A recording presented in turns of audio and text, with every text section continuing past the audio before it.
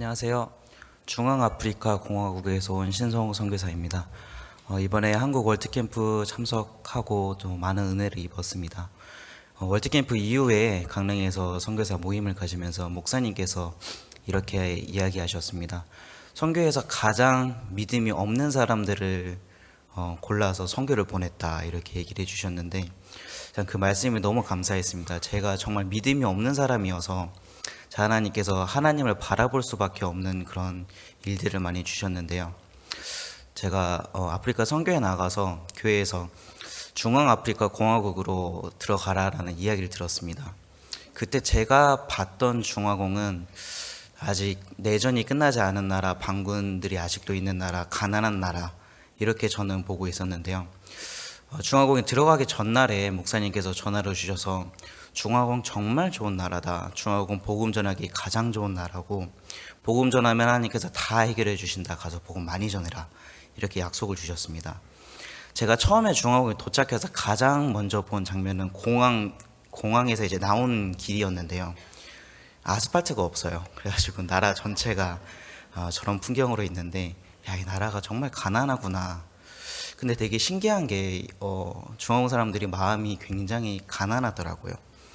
어디 가서 누구를 만나던 성경을 펴고 선교사입니다 이렇게 얘기를 하면은 하던 일을 멈추고 또 말씀을 듣고 또 거기에 반응하는 것을 봤을 때 정말 여기가 하나님이 주신 약속처럼 정말 복음 전하기 가장 좋은 나라라는 것을 알게 되었습니다. 또 2022년 저희가 신년사 말씀을 받았을 때 정말 다윗이 궁급하였으나 여호와를 힘입어 용기를 얻었더라, 그 약속을 받았을 때 사실 저는 믿음이 없으니까 궁급하였으나 이 부분이 너무 싫었거든요. 너무 부담스럽고 피하고 싶고. 근데 그런 저이기 때문에 하나님께서 말씀을 바라보고 하나님을 바라볼 수밖에 없는 그런 일들을 계속해서 주셨습니다. 저희가 처음에 있던 집에서 집주인이 집세도 올리고 싶고 또 교회를 반대하다가 결국에는 강제로 저희들을 집에서 내쫓는 일이 있었습니다. 한순간에 저희가 집을 잃고 예배당을 잃고 길바닥에 나앉게 되었는데요. 자, 그때 어디로 가야 될지도 모르겠고 참 비도 오고 참 많이 처량했는데 그때 목사님께서 전화를 주셔서 그거 아무 일도 아니야. 이 일로 인해서 중화공이 더 크게 될 거야. 더 큰 예배당을 주실 거고 더 큰 집을 주실 거고 넓은 땅을 주셔서 중화공에서 가장 큰 교회를 짓자, 이렇게 약속을 주셨습니다. 참 신기한 거는 그 약속을 통해서 하나님께서 일들을 많이 하셨고요.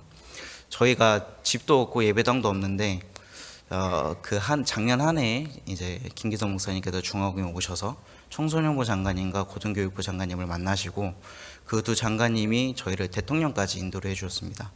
좀 대통령께서 마인드를 다 들으시더니 내가 박 목사님을 꼭 만나 뵙고 싶다. 그 자리에서 초청장을 이렇게 써주셨고요. 그 해에 그 청소년부 장관과 고등교육부 장관님이 월드캠프에 참석을 하셨습니다. 작년에요. 근데 되게 신기한 거는 청소년부 장관님께서 한국에 오셨는데 이렇게 불미스러운 사건을 말리셔서 이제 감옥에 갈 수 있는 이제 상황에 놓였습니다. 근데 감사한 것은 그 일을 통해서 장관님께서 구원을 받으셨고요. 저한테 그 목사님과 교제가 끝나고 나서 저한테 얘기하더라고요. 내가 만약에 시간을 되돌려서 한국 월드컵에 참석할지 안 할지 그 선택을 할 수 있다면 난 한국 오겠다. 감옥에 간다고 해도 나는 한국 다시 올 거다. 왜냐하면 나는 이렇게 왔기 때문에 구원을 받았고 의인이 되었다. 이렇게 간증을 하셨고요. 자, 그날 기도를 받으시면서 목사님께서 장관님 이거 아무 문제 되지 않습니다. 이렇게 약속을 주셨습니다. 장관님 마음에 그 약속이 남아 계셔서 어디를 가든지 이거 목사님께서 아무 문제 안 된다고 하셨다, 이렇게 얘기하시는 거예요. 하루는 이제 월드캠프 끝나고 중화공 대통령께서 장관에게 전화를 주셔서 지금 중화공 언론에서는 IOIF가 장관을 속여서 한국으로 데려와 감옥에 보냈다고 이렇게 얘기를 한다. 너 정말 그 한국 사람들 믿을 수 있냐? 박문태 장로님이 변호하고 계셨는데 그 한국 변호사 믿을 수 있나? 분명 그 한국인도 결국에는 너를 배신하고 너를 감옥에 넣을 거다. 내가 외국에서 유능한 변호사를 보내줄 테니까 변호사 바꿔라. 이렇게 전화를 주셨습니다. 장관님께서는 저는 박 목사님 믿습니다. 박 목사님께서 아무 일도 아니라고 하셨고 전 박 목사님 100% 믿습니다. 지금 제 변호사 그 박 목사님 제자입니다. 100% 믿습니다. 이렇게 답변을 하셨고요. 다음날 아침에 무죄 판결을 받으시고 이제 중화국으로 돌아가셨습니다. 이제 돌아가셔서 기자회견을 여시면서 같은 중화공 사람들은 나는 감옥에 갔다고 나를 내려 깎았다. 근데 한국에서는 IYF와 기쁜 소식 선교회가 나를 구해줬다. 그래서 어디를 가시든지 제가 마인드를 하고 복음을 전할 수 있도록 이렇게 길을 열어주셨습니다. 자, 그렇게 해서 올해 3월에 박 목사님께서 중화공에 오시게 되었는데, 목사님 오셔서 목사님 행사를 준비하는 그런 과정에서도 참 작년에 대통령께서 장관들을 이렇게 6분 정도를 고르셔서 한국의 새마을 운동을 배우라고 이렇게 출장을 보내셨는데, 그때 외부 업체에 맡겨서 통역사를 불렀습니다. 근데 되게 신기하게 그 중에 한 통역사분이 토고 군유스쿠 출신의 자매님이셨고요. 전 그분이 이제 같이 통역을 하면서 한 여자 장관님과 굉장히 친해졌습니다. 내가 토고에 있을 때 내가 정말 아꼈던 여동생이 있었다. 토고 선교사님 딸이었는데 지금은 중화공에서 선교를 하고 있다. 너가 중화공으로 돌아가면은 꼭 내 동생 도와줘라. 이렇게 이야기를 했다고 합니다. 그 계기를 통해서 그 여자 장관님을 만나게 됐고, 알고 보니까 그분이 대통령님의 조카분이셨습니다. 그래서 그분이 저희를 대통령 비서실장도 만나게 해주고 또 국무장관을 만나게 해주면서, 자, 그분들이 박 목사님이 중화공에 오시는 일은 IYF의 일이 아닙니다. 이거는 중화공 정부가 준비를 해야 됩니다. 그때부터 정부분들이 목사님의 숙소, 차량, 또 모든 행사, 또 IYF에게 줄 이제 12,000평이 되는 땅을 이렇게 직접 찾아서 저희들한테 주게 되었고요.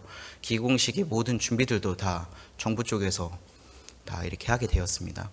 자, 그렇게 해서 올해 3월에 목사님께서 오셨을 때 목사님께서 기공식에 참석을 하시고, 자, 그때 뭐 사파리도 공연을 하고 또 합창단도 이렇게 공연을 하고, 자, 그 기공식부터 또 그 다음날 국회 마인드 또 CLF 또 대통령 면담까지 그 모든 순간에 박 목사님께서는 복음만 전하셨습니다. 레위기 4장, 또 로마서 3장, 히브리서 10장 항상 똑같은 구절을 이렇게 반복해서 복음만을 이렇게 전하셨고, 이제 마지막에 면담 때도 이제 목사님께서 복음을 전하셨는데, 그 복음 전하시고 나서 이제 대통령께서 만찬을 여셨고, 만찬 동안에 대통령께서 목사님께 구원 간증을 하셨습니다. 저는 지금까지 죄인인 줄 알았습니다. 항상 회개 기도를 했고, 저의 이제 원죄는 사해졌지만 자범죄는 계속 회개해야 된다고 배웠습니다. 근데 목사님의 말씀을 들으면서 제가 가려져 있던 눈에 이제 한꺼풀이 벗겨졌습니다. 목사님의 복음 그대로 저는 의인입니다. 이렇게 구원 간증을 목사님께 하셨고요. 참 그렇게 하시고 나서 이제 제가 돌아보니까 1년 전에 목사님께서 이거 저희가 쫓겨났을 때 이거 아무 문제 아니다. 목사님께서 더 큰 예배당, 더 큰 집, 넓은 땅을 줘서 중화공에서 가장 큰 교회를 지을 거다라고 2022년 2월에 얘기해 주셨는데요. 2023년 2월에 저희가 더 큰 집으로 이사를 했습니다. 거기서 예배당을 2022년 3월에 지었고요. 그 달에 목사님이 오셔서 그 새로운 예배당에서 형제자매들이랑 같이 예배를 드렸습니다. 그리고 정부에서 땅을 받고 이제 거기에 IYF 센터를 지을 일이 남아 있는데요. 되게 감사한 거는 하나님께서 약속을 하나하나 이루시는 것을 이렇게 보여주시더라고요. 자, 올해도 저희가 대통령 고문장관님과 월드캠프에 나왔는데, 장관님도 이제 구원을 받으시고 목사님께서 중화공의 땅을 받아서 너무 감사합니다. 그 중화공의 센터는 3년 후에 짓겠습니다. 지금 지을 곳도 너무 많고 중화공 지부가 더 커져서 함께 일을 할 수 있을 정도 크게 커지면은 그때 건축을 하겠습니다. 이렇게 얘기를 해주셨습니다. 저 너무 감사했습니다. 목사님께서 새로운 약속을 주셨다. 지금 중화공 교회가 작고 형제자매들도 약하다고 생각을 하고 있었는데, 목사님께서는 3년만 있으면은 3년 안에 중화공 교회가 더 많은 성도들 또 더 믿음으로 더 자라나서 저희가 함께 마음으로 이렇게 센터도 짓고 할 수 있는 더 큰 교회가 되겠다는 약속을 주셨고요. 자, 목사님께서 그렇게 중화공을 가시고 나서 참 많은 변화가 있었습니다.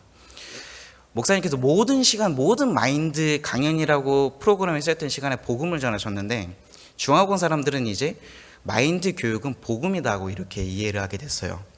목사님이 가시고 나서 한국에서 강사님들이 오셔가지고 마인드 강연을 하게 됐는데 200명의 국장들을 불러서 마인드 강연을 했습니다. 오전 동안 마인드 강연을 하고 질문 있는 사람 질문하라고 하니까 한 국장이 손을 들면서 성경 말씀을 언제 해주십니까? 이렇게 물어보시더라고요. 그래서 오후에는 복음을 전했는데, 복음을 전하고 나니까 이제 참석자들이 다 이제 우리 마인드 강연 들었습니다. 이렇게 얘기하시더라고요. 목사님 행사 동안에 구원받고 교회에 오신 형제자매님들은 처음에 간증을 이렇게 하셨어요. 제가 학교에 가서 마인드 교육을 했습니다. 그래서 제 친구가 마인드 교육을 받아들였습니다. 이렇게 간증을 하셨거든요. 알고 보니까 복음을 전했고 구원을 받았습니다. 이 표현을 할 줄 몰라서 마인드 교육을 했다고 이렇게 얘기를 하시더라고요. 네, 감사한 게 어디를 가든지 마인드 교육이라고 하지만은 복음을 바로 전할 수 있는 그런 조건이 만들어졌고요.